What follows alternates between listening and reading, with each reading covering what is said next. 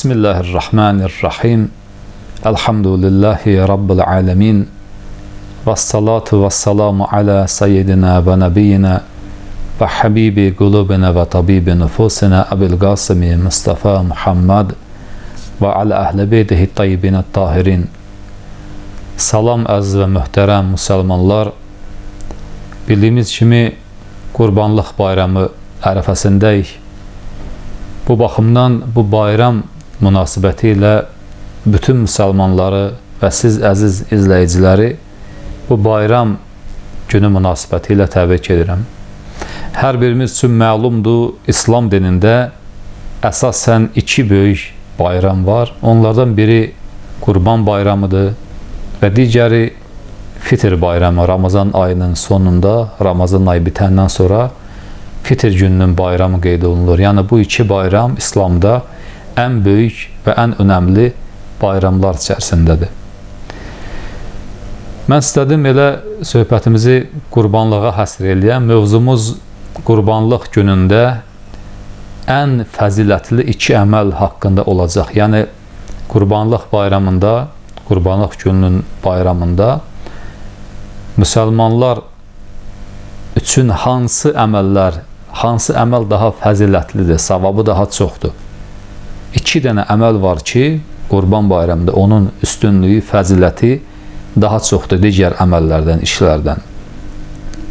Amma buna keçmədən öncə istərdim bir qədər qurbanlığın fəlsəfəsi və tarixi haqqında danışaq. Yəni qurbanlıq hansı zamandan başlayıb və qurbanlıq etməyin fəlsəfəsi nədir, istərdim bu barədə danışaq. Biz əgər Qurana baxsaq və məsumların hədislərinə baxsaq, qurbanlıq haqqında kifayət qədər məsumların hədislər var və hətta Quran ayəsi də var ki, qurbanlıq haqqında Allah Quranda da bizə qurbanlıqdan xəbər verir. Ümumiyyətlə, əgər tarixçəsinə baxsaq qurbanlığın, tarixçəsi çox qədimə qayıdır. Yəni, Adəm Peyğəmbərin dövründən belə Allah Mütəal insanlara qurban etməyi əmr etmişdi. Yəni, insanlara Allaha yaxınlaşsınlar deyə qurbanlığı əmr etmişdi.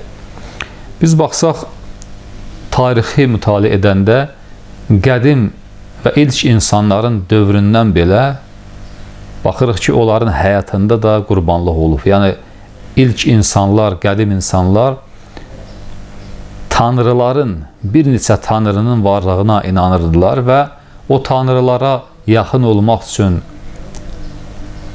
onların şəninə, onların məqamına, onlara xatir qurbanlıqlar kəsirdirlər. Yəni, ilk insanların tarixində belə qurbanlıq olubdur. Və bayaq dedi, Həzrəti Adəm əleyhissalamın dövründə qurbanlıq haqqında məlumat verilir. Quran-ı Kərimdə də var. Quran-ı Kərimin 27 və 28-ci ayələrində, deməli Maidə surəsinin 27 və 28-ci ayəsində Həzrəti Adəm əleyhissalamın ilk bəşərin atası sayılan ilk şəxs və ilk peyğəmbər, onun iki oğlu olubdu. Birinin adı Habil, birinin adı da Qabil. Və bu dediyim ayələrdə, Maidə surəsinin 27 və 30-cu ayələrində bu əhvalat, bu dastan kifayət qədər Allah tərəfindən izah olunur bizə. Yəni, dastan bundan ibarətdir ki, Adəm Peyğəmbər öz övladlarına, Habil və Qabilə deyir ki, Allahdan əmr gəldi, siz saxladığınız və sizin əlinizdə olan maddi imkanlardan, saxladığınız heyvanlardan Allah yolunda gərək qurbanlıq verəsiz. Tarixdə qeyd olunur ki, və hədislərdə də var ki, Habil heyvan saxlayardı, çobanlıq edərdi. Yəni, özlərinin heyvanları var idi, o heyvanlara çobanlıq edərdi, heyvanlara baxardı. Qabil isə əkinçilik işi ilə məşğul olardı, əkinçi idi. Atalarının bu qurbanlıq əmrini eşidəndə, Habillə Qabil, Habil saxladıqları, yetişdirdikləri heyvanlar içərisində ən sağlam heyvanı, ən böyük heyvanı Allaha xatir ixlasla seçdi və qurbanlıq etdi. Qabil isə yetişdirdiyi nemətlər içərisində tarixdə qeyd olunub ki, xarab olmuş, fasid olmuş buğdaları götürdü və Allah yolunda qurbanlıq etdi. Yəni, xəsislik etdi əslində. Allah yolunda xərcləməyə qıymadı puluna, parasına. Bu baxımdan ixlası olmadığı üçün Qabilin qurbanı qəbul olmadı, Habilin qurbanı qəbul oldu. Və əhvalat Quranda var, bu kifayət qədər Allah izah edib bunu. Qabil qardaşı Habilə qarşı olan bu kinindən dolayı Habili qətlə yetirir, öldürür.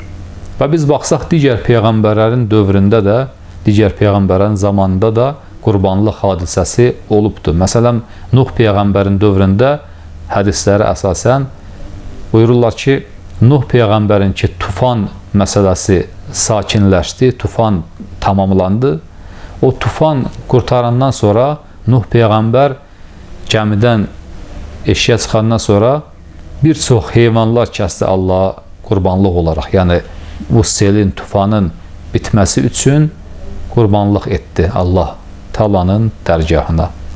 Və eyni zamanda biz baxsaq, Hz. İbrahim peyğəmbər də tarixdə qeyd olunur ki, Allah tərəfindən əmr olundu İbrahimə ki, yeganə övladı olan və ən sevdiyi övladı olan İsmaili qurbanlıq kəssin. Əlbəttə, bu bir imtihan idi, bir sınaq idi İbrahim üçün. İbrahim də bunu edir. Amma Allah icazə vermir ki, İbrahim öz oğlunu qurbanlıq olaraq kəssin və bir heyvan göndərir ki, insanların zehində qalsın ki, yalnız Allaha gərək heyvan olaraq qurbanlıq kəsilsin. Yəni, o dövrdə belə bir adət var idi. İnsanlar cahiliyyətdən öz yaxınlarını və sevdiklərindən bəzilərini tanrılar üçün qurbanlıq kəsirdilər insanı. Yəni, bu yanlış adət, yanlış sünnət aradan geçsin deyə Allah belə bir iş gördü və bir heyvan göndərdi İbrahimə ki, İsmaili yox, bu heyvanı qurbanlıq kəs. Və digər peyğəmbərlərin tarixdə var ki, digər peyğəmbərlərin həyatında da qurbanlıqlar baş veribdir. Yəni, tarixi, xülasə olaraq qurbanlığın tarixi çox qədimə qayıdır və hətta Həzrəti Adəmin dövründən də qurbanlıq olubdur. Amma qurbanlığın fəlsəfəsi nədir? Nə üçün insanlar qurban kəsilir Allah yolunda? Bunu unutmamalıyıq ki, yalnız həccə gedən insanlar, vacib həccə gedən insanlar üçün qurban kəsmək vacibdir, fərzdir. Amma həccdən kənarda, həcc mərasimindən başqa yerlərdə qurban kəsmək vacib deyil, fərz deyil. Amma fərz olmasa belə, vacib olmasa belə, İslam buna çox önəm verib. Yəni, ildə bir dəfə qurbanlıq bayramı müsəlmanların böyük bayramı kimi qeyd olunur.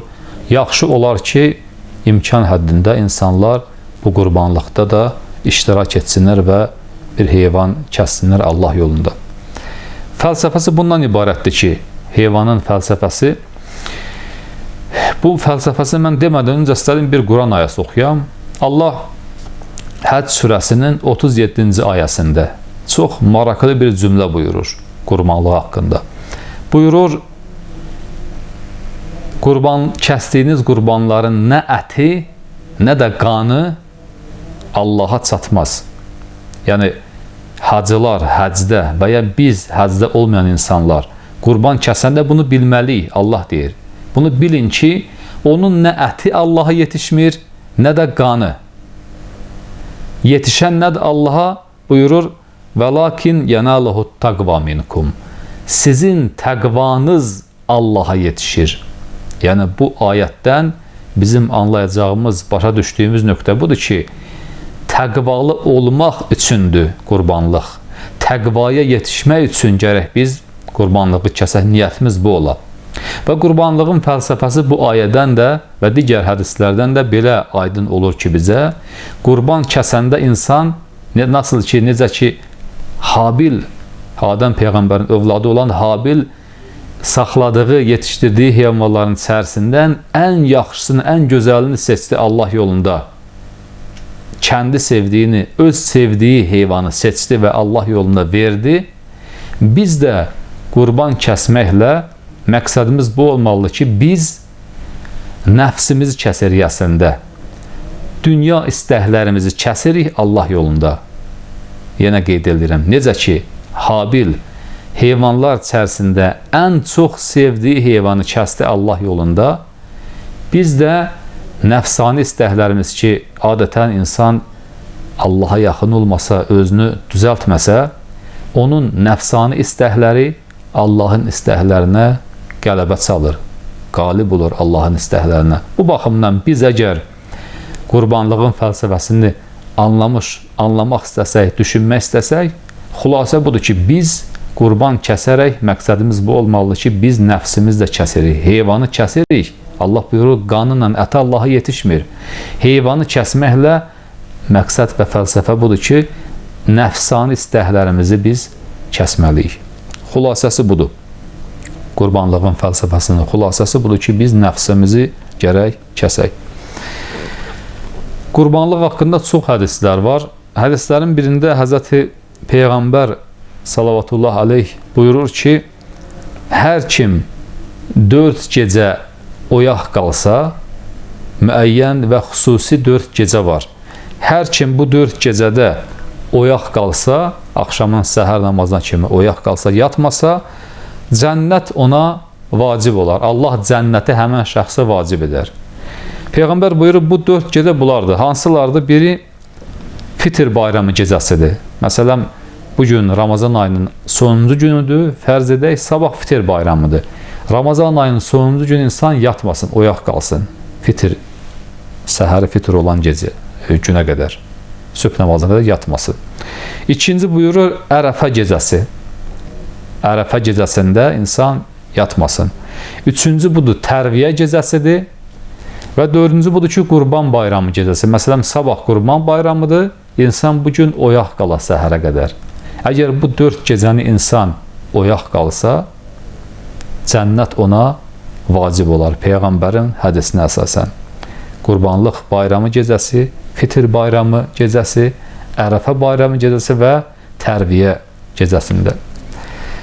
O ki, qaldı bizim mövzumuza, Qurban bayramında hansı əməllər daha fazilətlidir, daha savabı daha çoxdur? Ümumiyyətlə, 2 dənə əsas əməl var, 2 dənə əsas iş var ki, hər kəs bu 2 işi Allaha xatir ixlasla yerinə gətirsə, Allah qatında onun savabı çox olar. Allah ondan razı olar. Birinci, hamımızın bildiyimiz kimi heyvan kəsimidir. Yəni, insan Allah yolunda imkanı əlbəttə varsa da heyvan kəsə, Allah yolunda qurbanlıq kəsə. Və bunu da qeyd etmək istəyirəm ki, bəzən bizim əziz müsəlman bacı və qardaşlarımız qurbanlıqda zəhmət çəkirlər, heyvan alırlar, ya başqa bir iri buynuzlu bir dana alıb kəsirlər. Bunu düz eləyirlər. Amma bəzi vaxtlar yanlışa yol verirlər. Məsələn, fərz edə heyvan kəsirlər və öz evlərində sadəcə öz ailələri içərisində həmin heyvanın ətindən istifadə edirlər. Yəni, kasıblara vermirlər. Bu, əslində qurbanlıq sayılmaz. Əslində, bu bir növ piknik sayılar. Qurbanlıq budur ki, ən azından kəsdiyimiz heyvanı heç olmasa yarısını gərək insan möhtac olan, ehtiyacı olan insanlara paylaşa. Zaten paylaşmasa insan nəfsini öldürə bilmir. Yəni, heyvanın heç olmasa dediyim kimi bir hissəsinin, yarısını insan möhtac olan şəxslərə versə əgər, nəfsinə qalib gəlir, nəfsinin başını kəsir. Çünki nəfs istəmir ki, nəfs deyir, hamısı məndə qalsın. Amma onun insan verəndə bir hissəsini artıq nə olur? Nəfsinin başını kəsmiş olur və bununla da Allaha yaxınlaşır. Qurbanlıq günündə ən birinci, ən gözəl, ən deməli faydalı əməl qurban kəsməkdir. Həzrəti Əli əleyhissalam buyurur, mən bir gün məsciddə idim, camidə idim, gördüm Peyğəmbər xutbə edir qurban günü, qurban bayramı günündə və insanlara Peyğəmbər buyurdu ki, Həzrəti Əlinin hədisidir. Buyurur, mən gördüm Həzrəti Peyğəmbər, eşitdim, belə deyir cəmaata qurbanlıq günündə. Ey cəmaat, bu gün səcc və əcc günüdür. Ərəb sözləridir, səcc və əcc. Və sonra Peyğəmbər açıqlayır, buyurur, səcc o gündür ki, həmən gün, yəni qurbanlıq günü heyvanın başı kəsilərək heyvanın kəsilmiş başından, boğazından qan damlayır yerə. Qan damcılar yerə düşür. Bu qan damcılar yerə düşdüyü üçün bu günə deməli deyilir səcc günü. Və Peyğəmbər buyurur, əgər bir insan həmən bu qurbanlıq günündə ixlasla, ləyaqətli bir şəkildə, ixlasla heyvan kəsə Allaha xatir, bu kəsdiyi heyvan onun günahlarının hamısını silər. Günahların kəffarəsi olar. Günahları əff olunur, bağışlanır. Və əcc, bu baxımdan Qurban bayramının bir adı səcc, bir adı da əccdir. Səcc dedik buna görədir ki, heyvan kəsilir. Və əcc mənası budur ki, bu gün xüsusi dua günüdür. Əgər kim istəsə ki, Allah onun günahlarını əff eləsin, bağışlasın, gərək bu günü Peyğəmbər buyurur, əllərini qaldırsın səmaya, Allahla razı niyaz etsin, ağlasın, günahlarının əff olunması üçün Allaha tərəf qayıtsın və tövbə etsin. Çünki bu gün, yəni qurbanlıq günü xas günlərdəndir İslamda. Dediyimiz kimi böyük bayramlardan biri, fitr, biri də qurban bayramıdır. Bu baxımdan Peyğəmbər buyurur, tələsin bu gün üçün, Allahın məğfirəti üçün tələsin. Başqa bir hədisdə Həzrəti Əli əleyhissalam qurbanlıq haqqında buyurur ki, əgər insanlar bilsə ki, qurban kəsimi və qurban bayramının nə qədər savabı var, savabını dərk edə bilsələr insanlar, gedib borc edərlər, birindən borc alarlar və qurban kəsərlər həmən günü.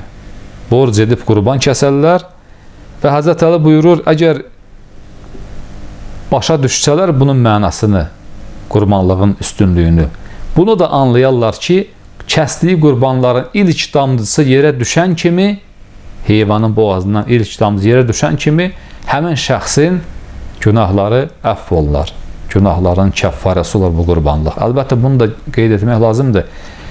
İnsan özünü sıxıntıya salmalıdır. İmkan varsa da kəs. Həzrət Əlinin demək istədiyi burada hədisdən məqsəd budur ki, imkanın var kəsməyə, üstümdə pul yoxdur, para yoxdur üstümdə. Bir nəfərdən borc al, kəs, sonra qaytar təbii ki. Yoxsa insanın imkanı yoxdursa da təbii ki, ona qurban kəsməyə heç bir ehtiyac yoxdur. Deməli, birinci, ən fazilətli, ən dəyərli əməl qurban bayramı günündə ixlasla heyvan kəsib insanlarla paylaşmaqdır. Və ikinci, ən gözəl və ən fəzilətli əməl qurban bayramı günündə budur ki, insan ata-anasına ehsan edə, yaxşılıq edə. Ata-anasıyla davranışını daha da gözəl edə. Məxsusən bu gündə, qurbanlıq bayramı günündə. Hədislərin birində qeyd olunur ki, bir gün bir nəfər, bir kişi qurban bayramı günündə Peyğəmbərin xidmətinə gəlir. Peyğəmbərə yaxınlaşır və buyurur, ey Allah Rəsulü, mənə vəsiyyət et, tövsiyə et mənə. Yəni, hansı iş daha xeyirlidir bu günü? Peyğəmbər buyurur ki, Allaha şərik qoşma. Allahın tək olduğuna daima inan və ona zehində, etiqadda və əməldə şərik qoşma. Səni, Peyğəmbər buyurur, səni atəşin içinə atsalar belə, həmən şəxsə deyir, yenə də Allaha şərik qoşma. Nə qədər əzab etsələr belə, Allaha şərik qoşma. Sonra Peyğəmbər buyurur, ikinci tövsiyəm sənə budur ki, ata-anana qarşı mehriban ol, onlara qarşı rəftarını düzəlt və gözəl rəftar et onlarla. Rəftarında gözəl rəftar et onlarla və kobud olma. Onlara qarşı məhəbbətlə davran, sevgi ilə davran. Peyğəmbər buyurur, hətta səni əziyyət etsə belə ata-ana, yenə də onlarla gözəl davran. Yəni, ata-ana haqqı bu qədər önəmlidir. Davamında hədisdə Peyğəmbər buyurur, çalış ata-ananın gözəl yaşaması üçün, rahat yaşaması üçün səy et, zəhmət çək ki, onlar gözəl və rahat yaşasınlar. Sənə ata-anan əmr etsə ki, sərvətinin malını müəyyən bir yerdə xərc elə, onların sözünü qırma, onların istəyini qırma və onların dediyini yerinə yetir və onlara itaət et. Bu baxımdan Qurban Bayramı günündə ən üstün və ən fazilətli əməllərdən ikincisi ata-anaya, valideynə qarşı insanın mərhəmətli, mehriban davranmasıdır. Və hədislərin birində də İmam Sadiq əleyhissalam buyurur ki, əməllər içərisində ən üstün əməl namazları vaxtında qılmaqdır. Ondan sonra namazları vaxtında qılmaqdan sonra ata-anaya qarşı gözəl davranışda olmaqdır və Allah yolunda cihad etmək, çalışmaq. Cihad yəni zəhmət çəkmək, çalışmaq Allah yolunda. İmam Sadiq buyurur, 3 dənə əməl ən fəzilətli əməldir.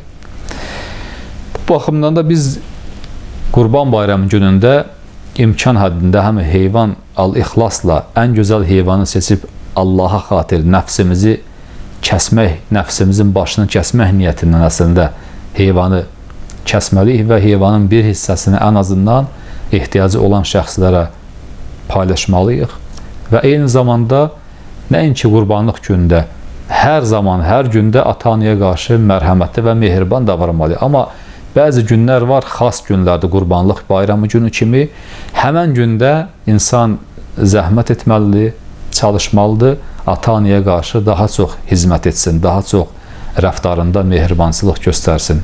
Allah inşallah kəsilən qurbanları hər kəsdən qəbul etsin. Allah bizə yar və yardımcı olsun, qurbanlığın fəlsəfəsini və mənasını başa düşən və ona əməl edən şəxslərdən olaq.